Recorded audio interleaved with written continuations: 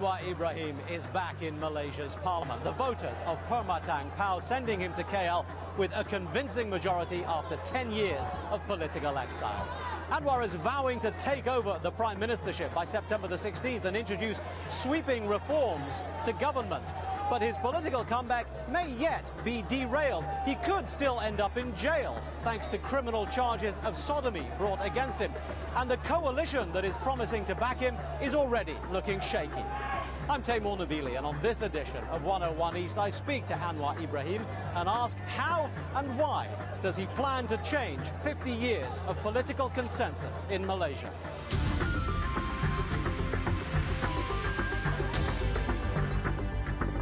Less than 10 years ago, Anwar Ibrahim was staring at 4 prison walls, a beaten man politically and physically. Today, he's a newly elected member of parliament with the cries of his supporters still ringing in his ears.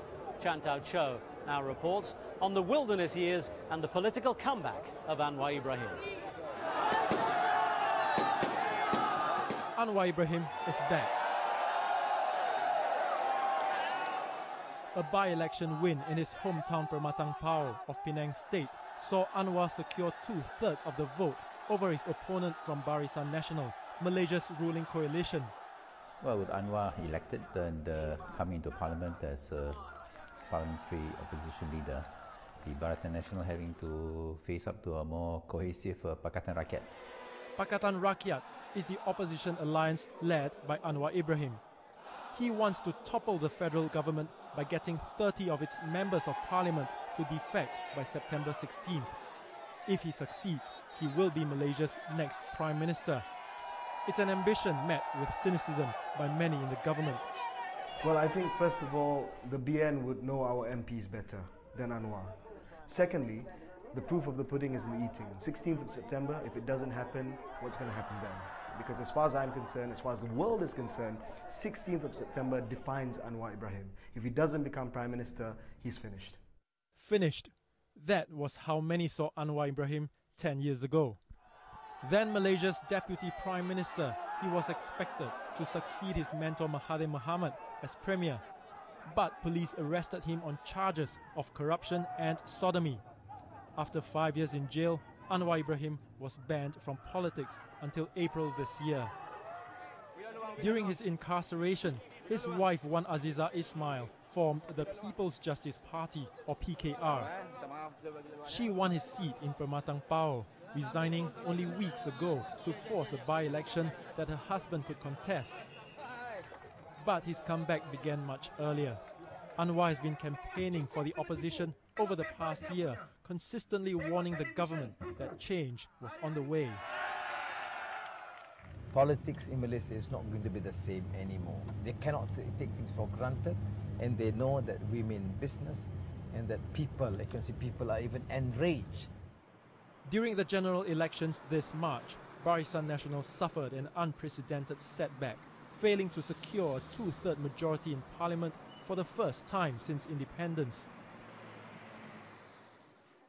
But despite its strong showing, Anwar Ibrahim's opposition alliance is already showing signs of fracture.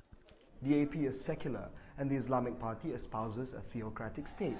And left to their own devices together, there's no way that these two parties are going to come together. And Anwar is just keeping them together with the promise of power. Another challenge for Anwar Ibrahim is the threat of another jail term. He has been charged with sodomizing his personal aide, an allegation he claims is politically motivated. It is quite sure with his victory, most Malaysians are not convinced, or they do not care that if he is guilty of that charge. They would believe that this is a political fabrication, and that would leave the government in a very difficult position.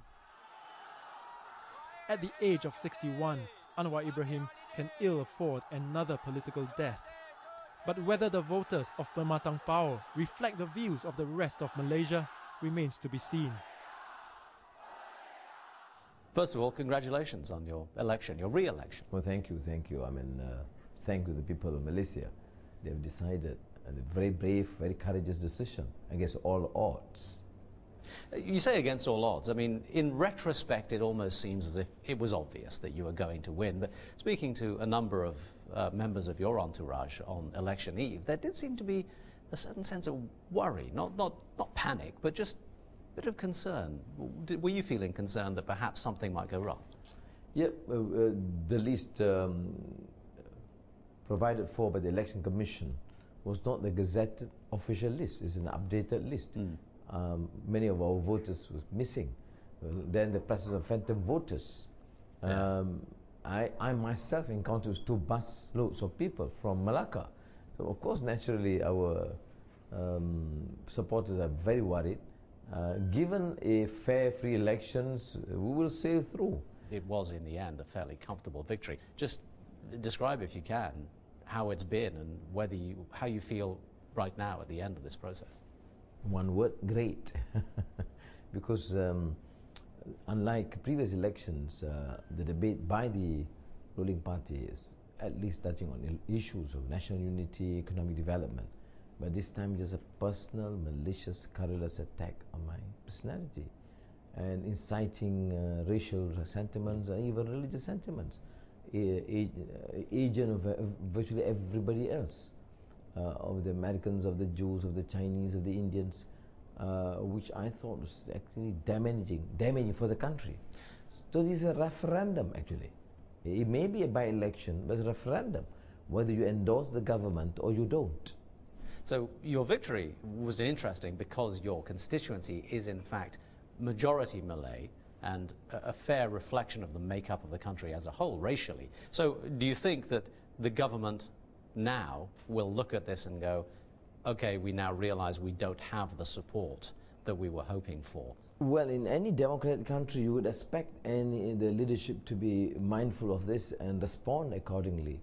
But from what we gather, the responses from the leaders is that, well, this is just a small by-election, which means nothing happens and nothing is expected to be done to change the course.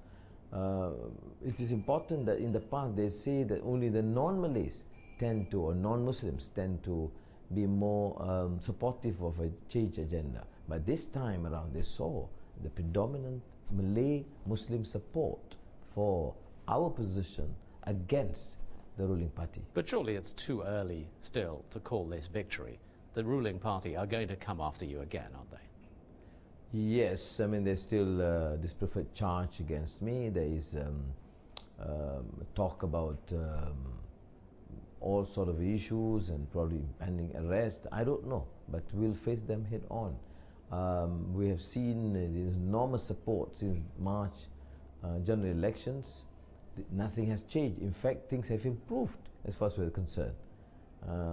They had always sold the idea that the elections was one-off, I mean just a reaction to the probably economic problems being encountered, and that people, particularly the Malays, will flock back to the UMNO.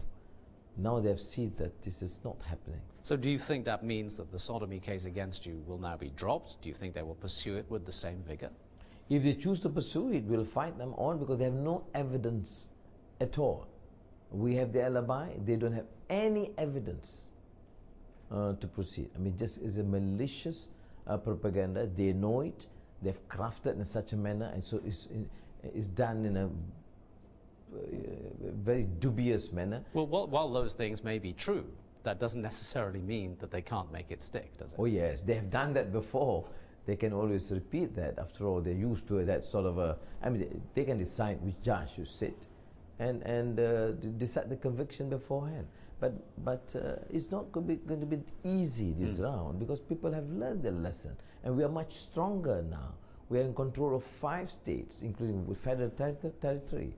And we have a strong presence in parliament. We will make their life miserable. Just finishing off as a general conception, do you think that this victory says much for Malaysia? At the victory rally yesterday, a lot of people were saying this day will go down in history. But at the end of the day, you are simply a member of parliament. You see, the entire country is focused on that elections. The entire cabinet virtually sat there for the 10 days. And well, they can safely say, well, the entire political opposition party leadership were also there. Yes, that is why people generally believe that this is a defining moment in our history, because pursuing that 8th March election results, we have seen, and the issues in the debate, we say it must be the issue of unity, reform, economic reform agenda, strengthening institutions of governance, including democracy and freedom. That's been our line. Right. That is why the motto, the popular motto, was Merdeka, independence. Can you imagine, after 51 years of independence, people want independence from an oppressive system with draconian laws? Well, the solutions that you have proposed, some say, are going to be even tougher to achieve than the obstacles that you've had to overcome in the past 10 years. We'll get into exactly what it is you're proposing to and how you're proposing to do that in just a minute. We'll have to take a short break. Stay with us. We'll be back in conversation with Datuk Sri Anwar Ibrahim in a couple of minutes.